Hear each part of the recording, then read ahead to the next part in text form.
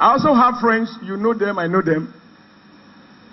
They conduct people around their ultra-modern government house, state-of-the-art, built by Julius Berger at 30, 40 billion naira. When I look at the options in Edo State, we have no presidential lodge.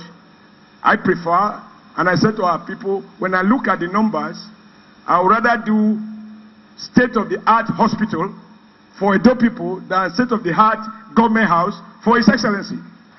That is a conscious choice. And because resources are limited, I have to choose what gets done and what can wait. Now, those are choices I have made, and they are a reflection of my activist background and my own sense of fairness and justice. If you have the guy from the other side, he will spend more money building the most beautiful government house. You press a button, everything is moving. But His Excellency is also locked in double glass, what we call these vehicles now. We don't want to call them armored because that seems to be too direct. Treated cars. No, bulletproof is too direct. Treated cars, we call them. You know now.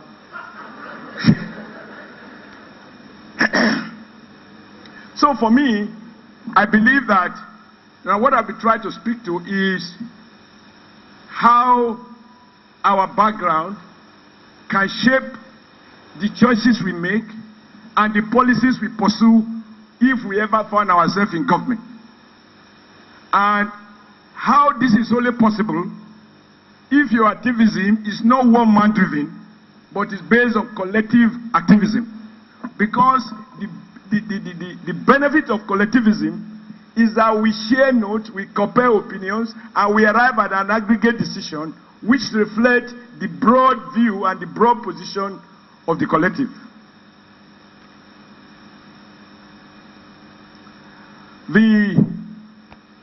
So I think, for example, when you talk about integrity, if I were to go to Edo and join some governors to campaign for reduction in minimum wage, everything I have served for in my life, gone.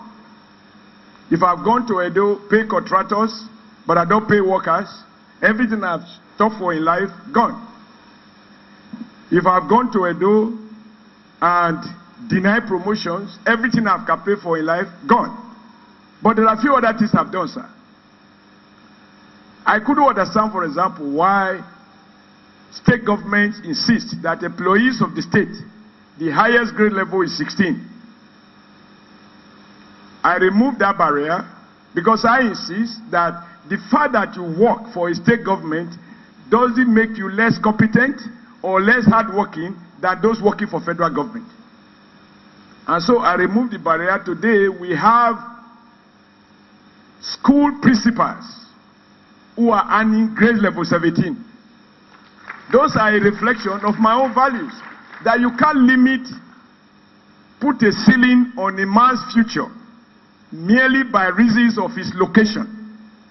I don't accept that as a shop floor worker in a Texas factory, and I couldn't accept it as the governor of the state.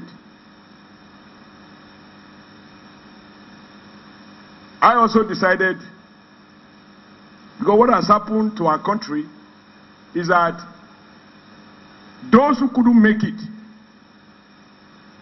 I might be offending some people here, but I don't mean to offend anyone, but this is the sort of thing we used to canvass in the NFC, that you will find that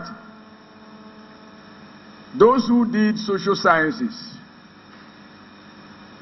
they found themselves as permanent secretaries, and they use that position to influence the compensation structure in the public service. Usually they are the one first choice for permanent secretary position and so on.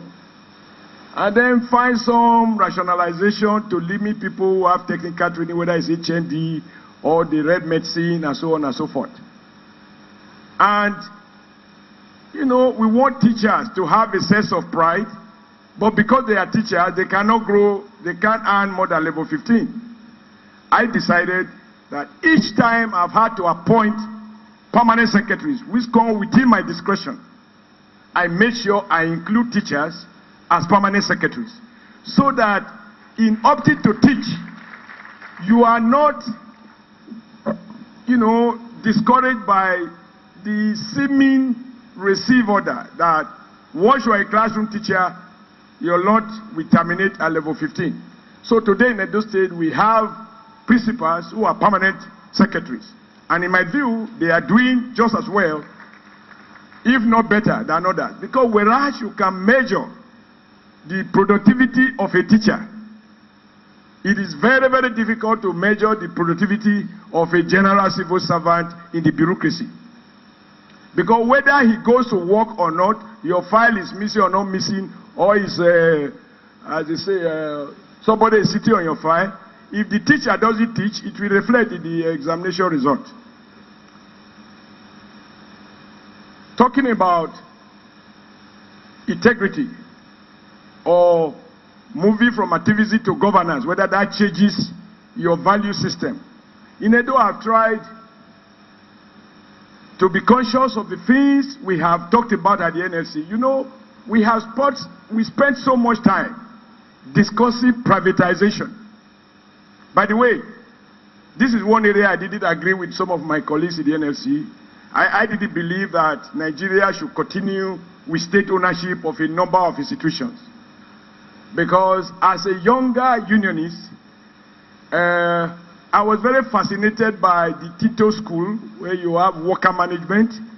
And when I listen to people like Professor, they remind us that the real source of inequality in society is the fact that few people own the means of production and distribution. They appropriate the surplus value created by labor, and they pay laborer meager wages while they corner profit.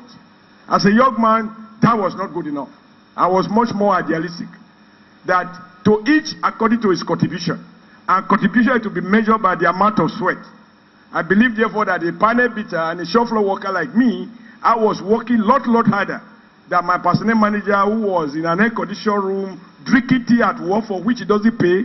And when I have to take any tea, I have to pay for it during canteen. And I have only 30 minutes from my workplace to the canteen to eat and to return to work, other 30 minutes. And these big guys spend 1.5 hours having 3-course meal in a clear office. I didn't think that their work was much more than mine. But in society, in terms of, what do we call it now? Those who did labor economics. In terms of structural reward system, the powerful class put more emphasis on brain than brawn. Now, if all I have is brawn, it should also be compensated. And some of these things are taken as a given. But I believe that, you know, this can be reordered. So, I think I've lost the point I was trying to make now. It's a very important point. Yeah, I was talking about privatization. Now, when I go to Edo, I found that even primary education has been privatized. And today, this is a major issue in Nigeria, which the civil society is not focusing on. Although in law, we do have compulsory basic education. The word compulsory suggests that failure not to go to school is actionable. But the truth, nobody has been tried for not sending the child to school. I get there are political issues of political will, and all of that.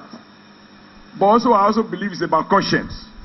Because if you do not have schools that are worth going to, can you really in clean conscience prosecute anyone who refuses to send a child to a place that looks like a pig house? I guess those are part of it. I had a meeting with taxi drivers, motor mechanics, Okada riders, and I just asked them, how many of you have your children in public schools? Only about 25%. 75% of them have their children in private schools.